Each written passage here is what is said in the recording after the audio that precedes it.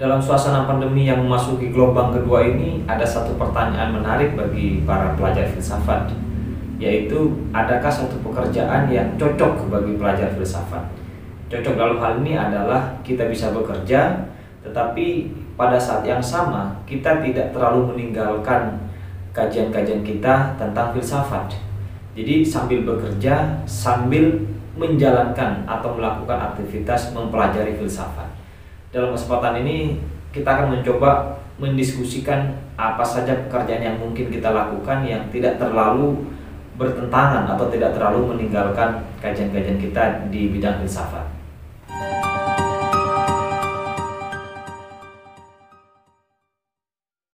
Berdasarkan pengalaman saya, ada setidaknya 4 pekerjaan menurut saya yang cocok bagi para pelajar filsafat. Yang pertama adalah penerjemah. Jadi kita menerjemahkan buku-buku filsafat dalam hal ini.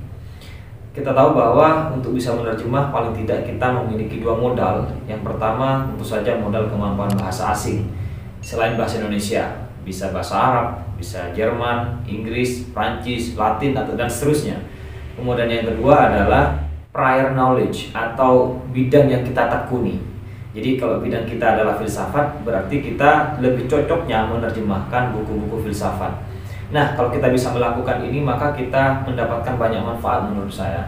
Yang pertama adalah tentu kita bisa membaca teks-teks filsafat itu sendiri. Kita bisa memahaminya, bahkan sampai kepada teks-teks yang orisinal, teks-teks primer.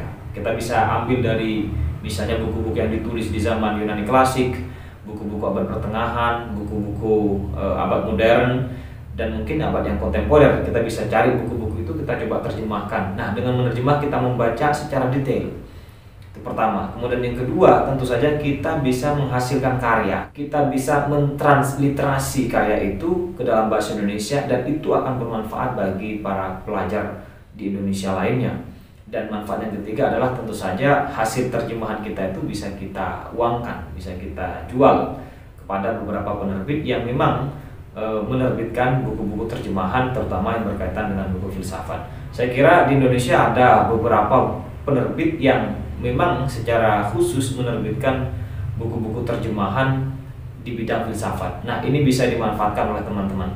Dan dengan ini maka kita bisa dapat dana, dapat uang kira-kira, walaupun tidak besar. Kemudian yang kedua, kita dapat ilmunya, filsafatnya kita bisa tangkap tuh dari proses menerjemah itu.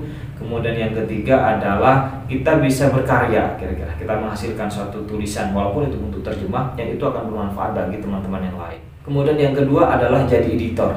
Editor ini adalah orang yang membaca teks tertentu yang ingin dipublikasikan menjadi buku.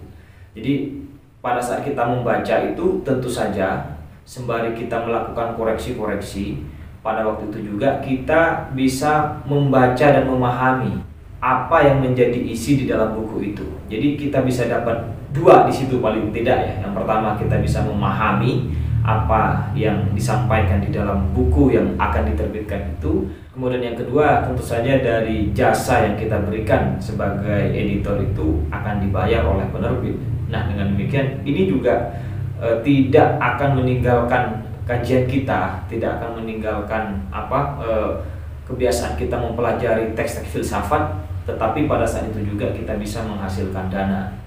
Lalu yang ketiga adalah menjadi kontributor. Kita tahu bahwa kita memiliki banyak website-website ya, atau media-media yang menulis tentang pemikiran atau kajian-kajian sastra.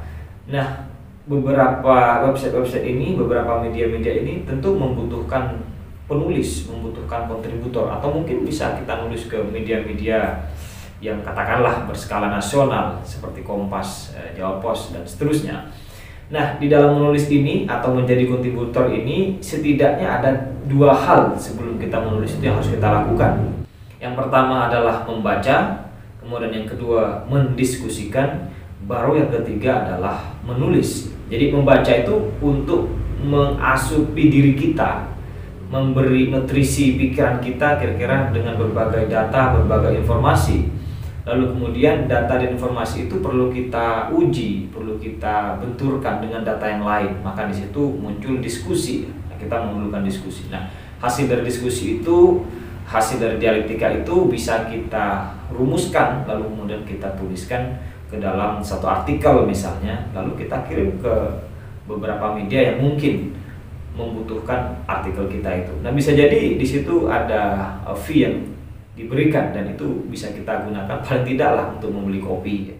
Kemudian yang keempat adalah ini yang mungkin agak susah sebetulnya. Teman-teman yang lagi ramai hari ini adalah menjadi YouTuber nih. Kita tahu bahwa YouTube yang membahas tentang filsafat itu saya kira tidak banyak, tidak sebanyak YouTube yang membahas tentang agama dan politik ya. Kalau agama dan politik itu sudah hampir penuh ya. Karena memang kalau kita lihat di Google Trend itu yang paling mendominasi memang di kita ini hari ini adalah pembahasan tentang agama. Jadi kalau ada orang bilang kita lagi mabuk agama, mungkin iya ya dalam hal ini. Lalu kemudian di bawahnya baru politik dan ekonomi, filsafat agak ada paling bawah ya. Tetapi tidak banyak yang membahas filsafat, itu salah satu keuntungannya. Nah, ini bisa jadi satu peluang dan bisa kita gunakan misalnya untuk belajar menyampaikan gagasan filsafat kita atau menyampaikan hal-hal yang telah kita pelajari atau kesimpulan yang telah kita baca dari buku tertentu dan kita upload ke YouTube misalnya. Nah, itu juga menjadi satu hal yang menarik buat kita karena otomatis kita harus mempelajari apa yang ingin kita sampaikan itu. Kemudian yang kedua, kita harus belajar cara menyampaikannya agar menarik. Dan yang ketiga, mungkin saja video ini bisa kita uangkan, bisa kita kapitalisasi, mungkin bahasa kerennya lah ya. Nah, itu beberapa pekerjaan yang saya kira bisa menjadi alternatif bagi kita para pelajar filsafat di tengah situasi yang masih pandemi ini. Dengan catatan kita masih bisa belajar filsafat dengan nikmat, dengan khidmat, tapi pada waktu itu juga kita bisa bekerja dan kita menghasilkan uang untuk kebutuhan hidup kita tentu saja. Catatan yang penting lainnya adalah tentu saja pekerjaan barusan tidak akan membuat kita kaya. Karena itu kalau pengen kaya medannya bukan di situ. Tentu saja silakan menjadi pengusaha atau pekerjaan-pekerjaan lain yang bisa menghasilkan keuangan lebih banyak daripada sekedar membeli kopi seperti yang saya katakan tadi. Saya kira itu.